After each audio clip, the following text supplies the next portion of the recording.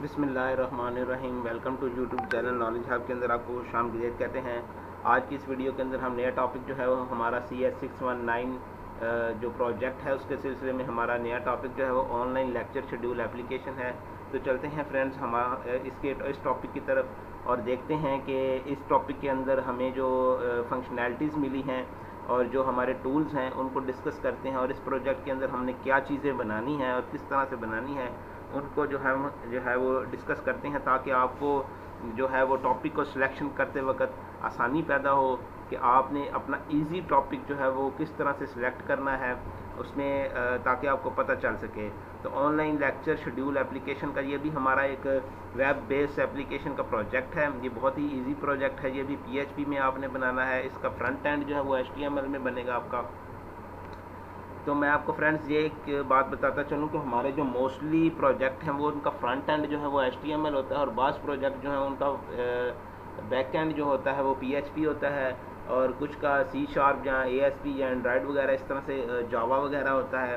तो इसमें सबसे पहले जो एब्स्ट्रैक्शन इंट्रोडक्शन है इसका, this application generate the schedule of lecture schedule आपने एक बनाना है, जैसे कि नोटिस बोर्ड आपकी LMS अकाउंट के ऊपर आता है। इस तरह से course begin offered in the semester of an educational institution का, ठीक है, किसी एजुकेशनल इंस्टीट्यूशन का usually for every semester, her semester का जो बनाना है आपने, लाइक दैट सेमेस्टर 1 2 3 4 5 6 7 8 सेमेस्टर होते हैं BS के इस तरह से, और MCS MIT के 4 सेमेस्टर होते हैं। A lecture schedule manually develop keeping in view of the student enrolment in the different courses faculty member teaching those course and, ठीक है जी। ये मुख्तलिफ किस्म के स्टूडेंट्स के लिए जो होगा, मुख्तलिफ किस्म के जो टीचर होंगे वो इसके लिए जो है वो करेंगे, बनाएंगे, शेड्यूल अपलोड करेंगे।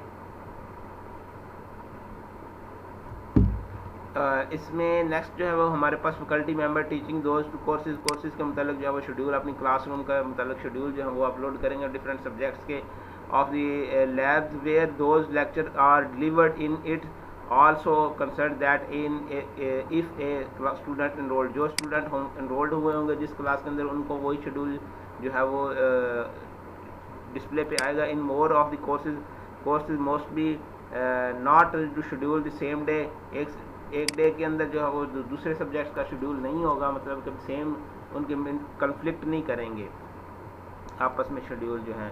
और इसमें फिर नेक्स्ट उनको बताया गया, in is the case with a faculty member teaching more than one courses, हर जो फैकल्टी मेंबर है टीचिंग मोर देन वन, एक से ज़्यादा कोर्सेज जो है वो पढ़ा सकता है। सिमिलरली क्लास रूम और lab can not be use to schedule, जो इसमें क्लासरूम का शेड्यूल जो है वो लैब का शेड्यूल जो है वो जैसे कि प्रैक्टिकल वर्क होता है वो इसमें शामिल नहीं होगा, ठीक है जी। तो इसमें चलते हैं जो हमारी फंक्शनल रिक्वायरमेंट्स जो हैं वो, the application will be able to maintain the list, इसकी लिस्ट होगी, ऑफर कोर्स की एक लिस्ट होगी, ठीक है जी। उसका आप बनाएंगे कि कौन कौन से कोर्सेज जो हैं वो इसमें ऑफर हो रहे हैं, स्टूडेंट इनरोलमेंट कोर्स के कौन से स्टूडेंट्स जो हैं वो कोर्स के अंदर इनरोलमेंट हो चुके हैं, faculty member with the courses then और टीचिंग, ठीक है जी। Faculty member with the courses के साथ फैकल्टी मेंबर होंगे, तो कौन से फैकल्टी मेंबर कौन से सब्जेक्ट्स जो हैं वो पढ़ा रहे हैं, अवेलेबल क्लासरूम और लैब की जो कैपेसिटी है वो भी होगी उसमें। दी एप्लीकेशन विल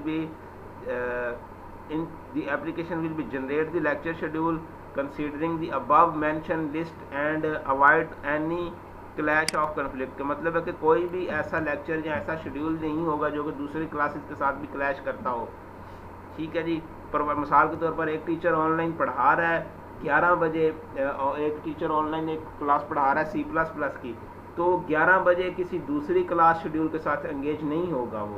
वो सिर्फ एक ही, मिसाल के तौर पर आपकी जो BS की क्लास है उसको वो C++ पढ़ा रहा है 11 बजे, तो ये नहीं होना चाहिए कि उसी डे उसी टाइम के ऊपर उसका शेड्यूल उधर भी हो, इस चीज़ की कन्फ्लिक्ट नहीं होनी चाहिए। Provide the option to save export generate and lecture schedule, कोई भी स्टूडेंट अपना लेक्चर शेड्यूल जो है वो उसको सेव एंड एक्सपोर्ट करना चाहे तो वो कर सके। इसमें टूल्स जो शामिल होंगे आपके PHP HTML जावास्क्रिप्ट CSS और MySQL जो है वो शामिल होंगे। सुपरवाइज़र साहब का नेम है मोहम्मद ज़फ़र नज़ीर जो है, उनका ईमेल आईडी और स्काइप आईडी दिया गया है। जब आप अपना टॉपिक सेलेक्ट कर लेंगे तो उसके बाद आप इनसे कांटेक्ट करेंगे अपने टॉपिक के रिलेटेड जो भी क्वेश्चन वगैरह होंगे, ग्रुपिंग वगैरह, या कोई आप अनग्रुप वगैरह करना चाहें, सिंगल करना चाहें या ग्रुप में करना चाहें, एक टॉपिक की जो 25 लिमिट होती है, प्रोजेक्ट को सिलेक्ट करते हुए बहुत तेज़ी से और बहुत अच्छे तरीके से सिलेक्ट कीजिएगा, ताकि आपको पता चल सके। मेरा वीडियो बनाने का मकसद ये है कि आपको पता चल सके कि आपने प्रोजेक्ट को जो है वो पहले अंडरस्टैंड कर लेना है, ताकि जब टॉपिक 4 तारीख को टॉपिक सिलेक्शन का वक्त आए तो आप अपने टॉपिक को ईजी से और आसानी से सिलेक्ट कर सकें। टाइम लिमिट भी इसमें होती है, 25 लिमिट होती है इसकी, जो है वो सीट्स की अवेलेबिलिटी होती है, और टाइम बहुत शॉर्ट होता है। जो इजी प्रोजेक्ट होते हैं वो सिलेक्ट करने में फिर डिफ़िकल्टी पेश आती है अगर आप केयरफुली से नहीं करेंगे तो मेरी उम्मीद है कि आपको मेरी वीडियो पसंद आई होगी। इसमें कमेंट करें और लाइक करें मेरी वीडियो को और शेयर करें, और इसमें मज़ीद अगर आप किस चीज़ को समझ नहीं आई, आपका कोई क्वेश्चन है इस वीडियो के मतलब, तो वीडियो के अंदर कमेंट करें। थैंक यू, अल्लाह हाफिज़।